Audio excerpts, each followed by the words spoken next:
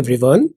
Know your worth and believe in it. Today is 10th of June 2023. Let us have a quick discussion of all these important topics. See, viral trends long lasting नहीं होते हैं but meaningful content forever होता है. Make it timeless. आप जो अपनी preparation भी कर रहे हैं वो वायरल ट्रेंड्स के हिसाब से नहीं होनी चाहिए.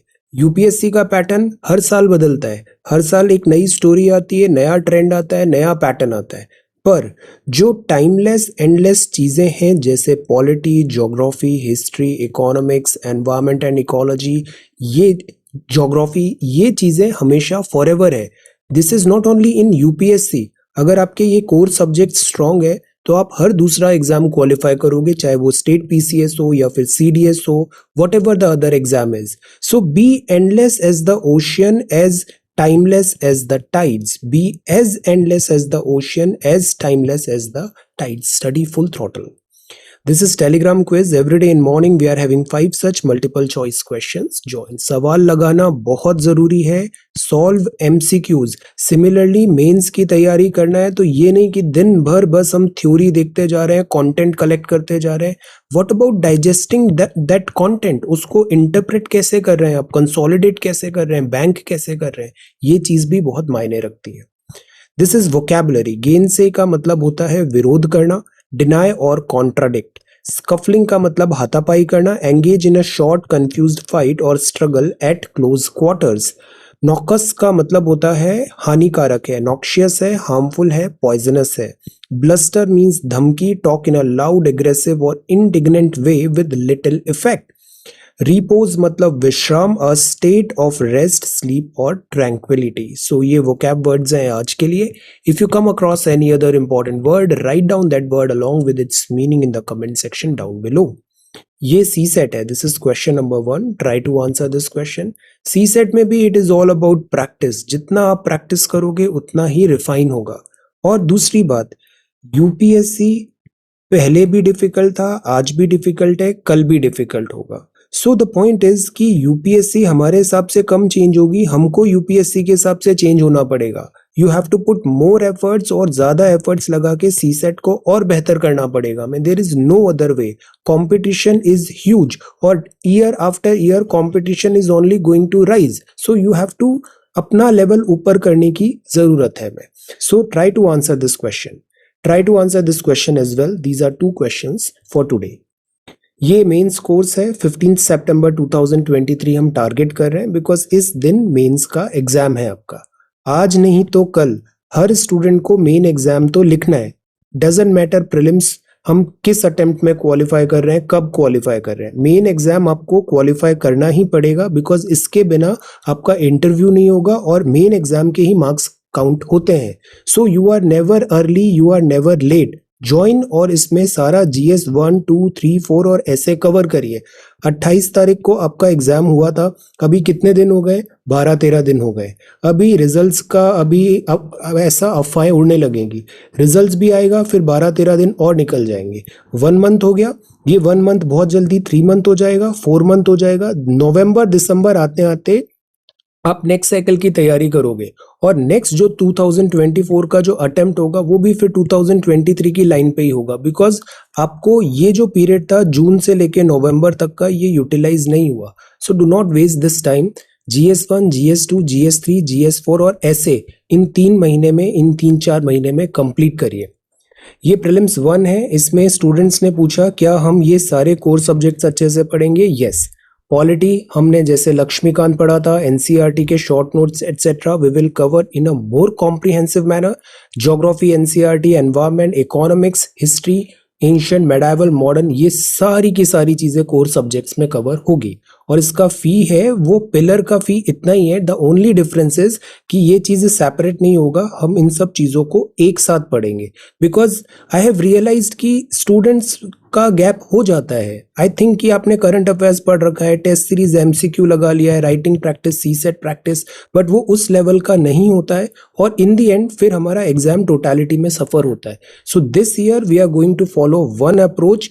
हम core subjects, current affairs, MCQ, writing, C set, ये सारी चीजें डे 1 से पढ़ेंगे और दिस इज रिक्वायर्ड। जैसा 2023 का पैटर्न आया था, ये approach one approach is the best suited approach for 2024 exam, 26 मई 2024 एग्जाम।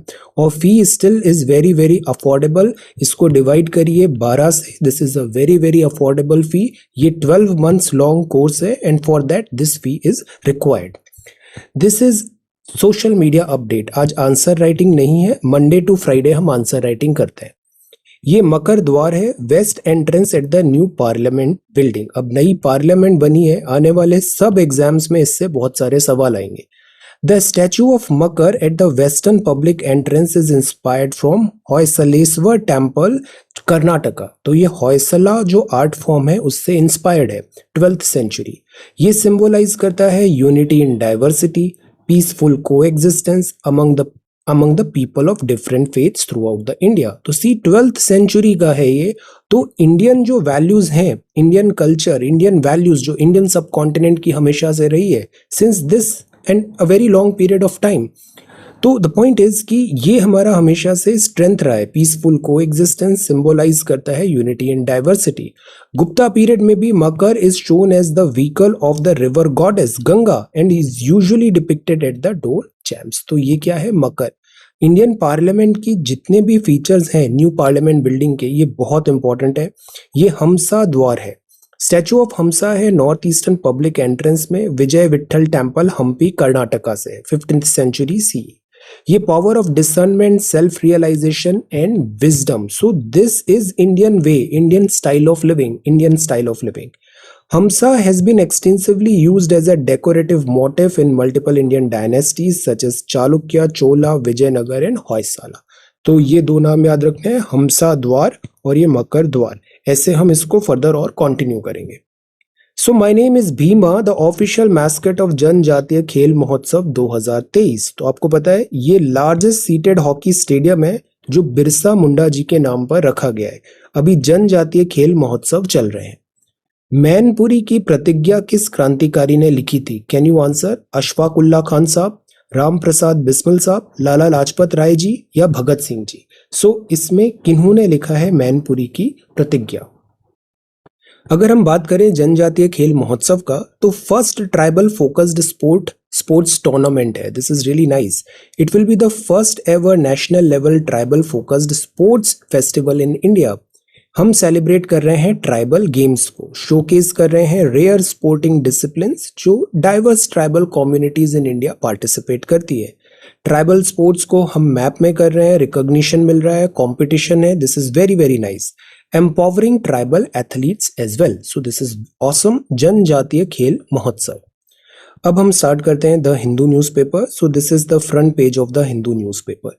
एक न्यूज़पेपर रोज पढ़ना है। ये जो शॉर्टकट्स होते हैं इससे यूपीएससी जैसे एग्जाम्स नहीं निकलते हैं। जब तक आप हॉलिस्टिक वे में पढ़ाई नहीं करेंगे, 360 डिग्री हमारी पढ़ाई नहीं होगी, we are going to face difficulty year after year, same story repeat होती है। सो हमें फंडामेंटल्स बेसिक्स अपने स्ट्रॉन्ग रखना बहुत जरूरी है।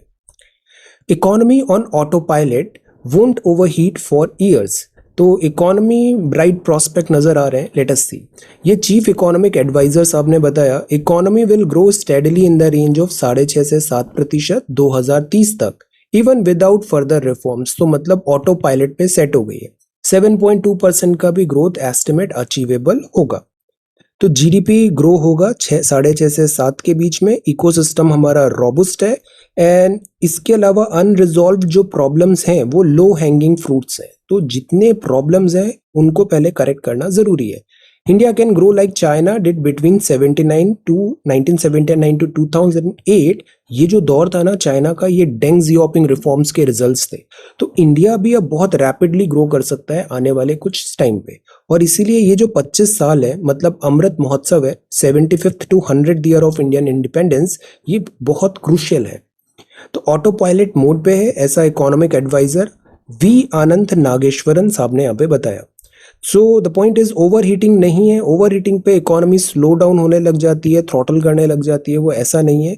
सो द पॉइंट इज कि ये जो गोल्डन फेज हमारा आ रहा है 10, 15, 25 साल का, इसको हमें प्रॉपर यूटिलाइज करना है। Okay, so these are like ये चीफ इकोनॉमिक एडवाइजर के सजेशंस हैं। So let us see. Bright spot वैसे इंडिया है, वर्ल्ड इकोनॉमी में प्रॉब्लम है, बट इंडिया एक ब्राइट स्पॉट बना हुआ है. Then government will regulate AI if it brings harm to users.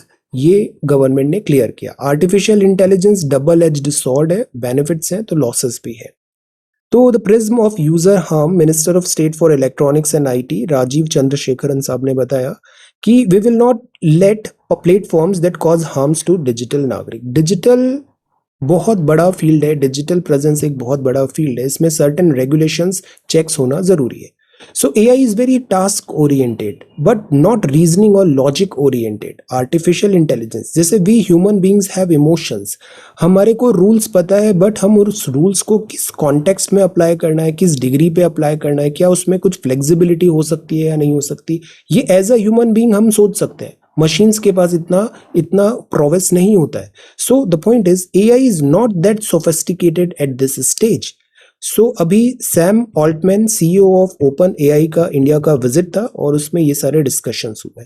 This is no doubt AI बहुत प्रॉमिसिंग है, फ्यूचर काफी एक्साइटिंग है, बट चेक्स एंड बैलेंसेस भी जरूरी है. So this is the front page of the Hindu. ये next page है. See let's knock cyber pornography along with school education teach the child important safety lessons. तो ये बहुत जरूरी है as an elders, teachers, parents कि हम बच्चों को एजुकेशन दें, प्रॉपर सेफ्टी लेसन्स उनको पता होना चाहिए. साइबर पोर्नोग्राफी क्या होता है? If someone tries to show an obscene film और picture to a child by trick of force, तो हमें बताना है, जैसे बच्चों को सिखाना चाहिए what is bad touch, what is good touch, उनको वेल अवेयर करना जरूरी है. So prepare the child not to get upset नहीं होना है, इन्वॉल्व नहीं होना है. All you have to do is अपने टीचर्स, अपने पेरेंट्स, अपने एल्डर्स को कांटेक्ट करो, दे विल हैंडल एवरीथिंग. और कभी भी पैनिक नहीं करना है, कोई ब्लैकमेल करे तो कभी भी नहीं डरना है उससे. Always follow, always contact your teachers and parents. Okay, be brave. So dial 112 to contact Delhi police. तो पुलिस, पेरेंट्स, टीचर्स सब आपका साथ देंगे, सब आपको यहाँ पे सेफगार्ड करेंगे, प्रोटेक्ट करेंगे. Under the IT act and the protection of children from sexual offences, POCSO act 2012, harassment through cyber pornography with children below the age of 18 years is punishable offense. तो ये एक punishable offense है. Delhi police is with you to ensure child safety. तो ये paramount है, child safety, इसमें किसी भी टाइप का compromise नहीं होता है. So let's knock cyber pornography. Then this is next page and this is Kaveri authority to meet on June 16. Mekedatu dam may not be discussed. तो ये मेकेदातु डैम है, ये रिवर कावेरी है, ये फ्लो होती है कर्नाटका टू तमिलनाडु. और रिवर को वाटर है उसका शॉर्टेज होता है, पॉपुलेशन इज ऑन राइज. सो ये रिवर वाटर शेयरिंग में हमेशा डिस्प्यूट्स बने रहते हैं कर्नाटका और तमिलनाडु के. आप बताओ ये रिवर कावेरी का ओरिजिन कहाँ पर हो रहा है? ओरिजिन. और इस रिवर कावेरी से रिलेटेड, इंडियन मॉनसून से रिलेटेड कोई एक यूनिक पॉइंट आप बता सकते हो कि रिवर कावेरी को वाटर किस मॉनसून से मिलता है? इंडियन जो मॉनसून है ये साउथ है, ये वेस्ट है, ईस्ट है, ये नॉर्थ है. तो जो रिवर कावेरी ऐसे फ्लो हो रही है, इसको साउथ वेस्ट मॉनसून से पानी मिलता है या फिर नॉर्थ ईस्ट मॉनसून से पानी मिलता है? Answer. The necessity of electricity distribution companies है unwavering focus, price stability is public good and must remain a non negotiable goal. See inflation एक बहुत बड़ा टैक्स है, इन्फ्लेशन बहुत हार्म करता है, जो फिक्स्ड इनकम ग्रुप होता है उनको बहुत डैमेज करता है. तो मॉनेटरी पॉलिसी कमेटी का डिसीजन है extend the pause in the RBI's monetary tightening while staying focused on the withdrawal of accommodation. तो RBI ने कुछ चेंजेस नहीं किए. अभी जो MPC का रिपोर्ट आया, जो मॉनेटरी पॉलिसी कमेटी है उसका रिपोर्ट ने यही बताया कि देर आर नो चेंजेस. जो रेट है रेपो, रिवर्स रेपो, वो एज इट इज रखा गया है. तो टाइटन भी नहीं है और अकोमोडेटिंग भी नहीं है. द पॉइंट इज अभी वेट एंड वॉच स्ट्रैटेजी भी चल रही है. इन्फ्लेशन अभी भी है और इकोनॉमिक रिकवरी भी कंप्लीट नहीं हुआ है. सो RBI अभी केयरफुल है. The best contribution of monetary policy to the economy's ability to realize its potential is by ensuring price stability. तो कीमतों में स्टेबिलिटी लाना बहुत जरूरी है. 4 ± 2% हमारा टारगेट होता है, फोरकास्ट इतना है अभी. और इसके अलावा ग्लोबल जो हेडविंड्स हैं उसके लिए भी हमें केयरफुल होना पड़ेगा, बिकॉज वेस्टर्न कंट्रीज में इकोनॉमिक रेसेशन और इकोनॉमिक हार्डशिप्स जैसी चीजें देखने को मिल रही है. हमारा मर्चेंडाइज एक्सपोर्ट भी हैम्पर हुआ है. सेकेंड चीज देखने वाली होगी वो होगा इंडियन मॉनसून. अल नीनो का ईयर है, पॉजिटिव इंडियन ओशन डायपोल भी है। अल नीनो मॉनसून को स्लो करेगा, अल नीनो से मॉनसून जो इंडियन मॉनसून वीकन होता है, पॉजिटिव आईओडी से इंडियन मॉनसून स्ट्रेंथन होता है। तो इन कॉन्ट्राडिक्टिंग जो यहाँ पे फोर्सेस लगेगी, इसका नेट टोटल क्या होगा, वो होगा इंडियन मॉनसून का performance this year. So far ये नॉर्मल नजर आ रहा है, but let us see. But इस पूरे कॉन्टेक्स्ट में प्राइस स्टेबिलिटी बहुत जरूरी है। यूएस में अगेन 2024 अमेरिकन प्रेसिडेंशियल इलेक्शन होंगे, जो बाइडेन अगेन वापस ट्राई करेंगे और दिस मिस्टर डोनाल्ड ट्रम्प भी है अभी। Then a pragmatic approach for better India Nepal ties. See, Nepal के साथ जो रिलेशंस की बात होती है, एट टाइम्स नेपाल की जो इंटरनल पॉलिटिक्स है, इंटरनल जो पॉलिटिकल सिचुएशन है, वहाँ ये फीलिंग हो जाती है कि India is acting like a big brother. At times India वहाँ पे फोर्स कर रहा है चीज़ों को, सो दैट इज वाई फिर वो रिपेल करने लग जाते हैं। So it should be made clear कि it is not about big brother, it is not even about elder brother, it is about friendship, क्योंकि फ्रेंडशिप बराबरी पे की जाती है। तो नेपाल वांट्स दिस स्टेटस, जो मॉडर्न अभी जिस तरीके से बातें चल रही है कि इक्वल टर्म्स में हम फ्रेंडशिप के बेसिस में रिलेशन आगे बढ़ाएं, तो ये इंडिया भी इस बात को एक्नॉलेज करता है और हम कोशिश कर रहे हैं कि हमारी जो फ्रेंडशिप है वो इक्वल टर्म्स में हो, म्यूचुअली बेनिफिशियल हो। तो नेपाल की डेमोक्रेसी, गवर्नेंस, स्टेबिलिटी, ये एक बहुत बड़ा इशू होता है। इंडिया के साथ सबसे बड़ी प्रॉब्लम क्या है? Our neighbours are in trouble. Neighbours trouble में होते हैं तो उनकी प्रॉब्लम्स हमारे ऊपर आने लग जाती है। For example Pakistan destabilized, Sri Lanka difficulty, Afghanistan difficulty, Nepal में भी अभी पॉलिटिकल टर्मोइल चल रहा है, डिफिकल्टी, म्यांमार में अभी मिलिट्री कू है। रिलेटिवली बांग्लादेश अभी स्टेबलाइज है, बांग्लादेश में अभी डेमोक्रेटिकली इलेक्टेड गवर्नमेंट है, शेख हसीना प्राइम मिनिस्टर है। So that is why Bangladesh के साथ टाइज अभी हमारे बहुत स्टेबल है। But when it comes to China, so China में भी इंटरनल डिस्टर्बेंसेज हैं, जो यहाँ की पॉलिटिकल पार्टी हो, mister Xi Jinping doctrine. So the point is हम एक बहुत डिफिकल्ट नेबरहुड में रह रहे हैं, डिफिकल्ट नेबरहुड में। सो दैट इज वाई इंडिया को प्रैग्मेटिक भी होना है और अपने इंटरेस्ट को यहाँ पे सेफगार्ड करना है। तो प्रैग्मेटिक अप्रोच जरूरी है, म्यूचुअल सेंसिटिविटी भी जरूरी है, री एनर्जाइज करने की जरूरत है बायलैटरल रिलेशंस को। कोविड-19 के बाद बहुत सारी इक्वेशन चेंज हो गई है, ह्यूज अपॉर्चुनिटी है रीसेट करने का। बायलैटरल एजेंडा में political, economic, trade, energy, security, development, cooperation. तो सी, जब भी आपको बायलैटरल टाइज लिखना है, इन पॉइंट्स पे लिखिए, political, economic, energy, security, development, cooperation. तो रियलिस्टिक हैंडलिंग जरूरी है इरिटेंट्स का। एट टाइम्स जो डोमेस्टिक पॉलिटिक्स होती है, उसके लिए हमारे इंटरनेशनल रिलेशंस कॉम्प्रोमाइज हो जाते हैं। अक्सर नेपाल में ये देखने को मिला है कि वहाँ पे चुनाव जीतने के लिए इंडिया के अगेंस्ट स्लोगन्स एट्सेट्रा इनिशिएटिव्स, तो उससे बायलैटरल टाइज में इम्पैक्ट आता है। 1950 की हमारी ट्रीटी है इंडिया का। जैसे अभी एक और बात है, जैसे काला पानी और जो ब्रिटिश का 1814 का सागोली ट्रीटी, उसमें क्लियर कट डिमार्केशन नहीं था, तो वो भी एक मुद्दा बना। बुद्धिज्म एक मुद्दा बना। तो बॉर्डर डिफरेंसेस तो हैं, साथ ही साथ India's reluctance to receive the report of the eminent person group set up by the two governments. Instead, he seems to have listened to the few voices of reason and moderation, focus on opportunities to building a better future. ये अभी जो नेपाल के prime minister आए थे उनके context में कहा गया है। So again the point is कि हम, जैसे माओइस्ट का इशू आया, या फिर एनर्जी ट्रांजिशन का इशू आया, या फिर जो लॉकजाम लग गया था, या फिर जो सप्लाईज टू नेपाल थे उसमें जो चोक पॉइंट्स बने, उनको रिजॉल्व करना सेंसिबल वे में बहुत ज़रूरी है। इकोनॉमिक इंटीग्रेशन बहुत क्लोज है नेपाल के साथ। नेपाल के साथ अक्सर आप देखो, चाहे वो हमारी फौज हो या लोकल पीपल हो, जो टाइज हैं, फैमिली टाइज हैं और इकोनॉमिक इंटीग्रेशन है, ये बहुत स्ट्रांग है। वीज़ा फ्री एंट्री होती है। जैसे यहाँ पे मल्टीपर्पज़ प्रोजेक्ट्स हैं, पंचेश्वर मल्टीपर्पज़ प्रोजेक्ट्स हैं, महाकाली ट्रीटी है, वाटर शेयरिंग, नेपाल से फास्ट फ्लोइंग रिवर्स आती है, हाइड्रो इलेक्ट्रिसिटी जनरेशन यहाँ पे आसान है। तो इससे हम एनर्जी शेयरिंग करते हैं। एनर्जी अब पास होगा बांग्लादेश को भी वाया इंडिया, और नेपाल को अगर सी पोर्ट एक्सेस करना है तो कोलकाता मतलब via India. So in totality ये जो नेपाल और इंडिया का रिलेशन है, ये म्यूचुअली बेनिफिशियल है, सिम्बायोटिक रिलेशन है। तो हमें इन चीज़ों पे आगे बढ़ना है, जैसे कि space sector, space technology, telecommunication, broadcasting, telemedicine, teleeducation, e-governance, banking, ATM services, meteorological data transmission, disaster response, networking of academic research institution. This is the way forward. इस तरीके हमें आगे बढ़ना है. तो ज़रूरी है कि जो नेपाल और इंडिया एंड नेपाल दोनों एक दूसरे के जो सेंसिटिविटी है उसको ध्यान में रखकर बेहतर प्रैग्मेटिक अप्रोच लगा के इंडिया नेपाल टाइज को स्ट्रेंथन करें. ये ट्रेजेडी ऑन द ट्रैक्स है, ये ह्यूज ट्रेजेडी हुआ है, very very painful. Let us see, अभी इसमें जो रिपोर्ट है वो अभी आएगा, उस पर हम बात करते हैं. Then this is Railways renews push for safety training among staff. Now see, this is very important कि जो सेफ्टी ट्रेनिंग है वो पैरामाउंट होना चाहिए.